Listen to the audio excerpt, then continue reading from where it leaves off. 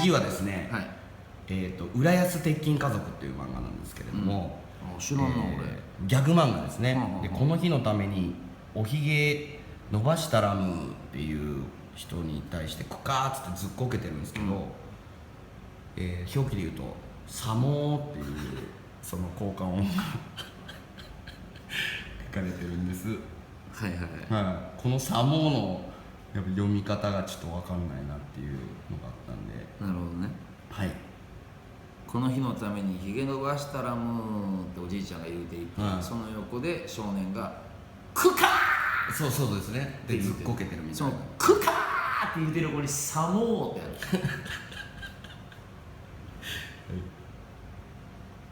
なんなんこれマジでちょっと分かんないんで梶原先生だったらちょっクカーってこれサモーで、その横におじいちゃんがこの日のためにおひげ伸ばしたらムーン、これはね、はい、一見クカーの横にサモーがあるから、この少年に対してやと思うけど、おじいちゃんの方やな。なるほど。この日のためにおひげ伸ばしたらムーンサモーって言うてると思うんです。言ってるんですか。これもう枠に入らなかったあ、セリフですか。セリフですこれ。あ、効果音じゃない。効果音じゃないです。あ、じゃあラムーみたいなことなんですね。そう、これだから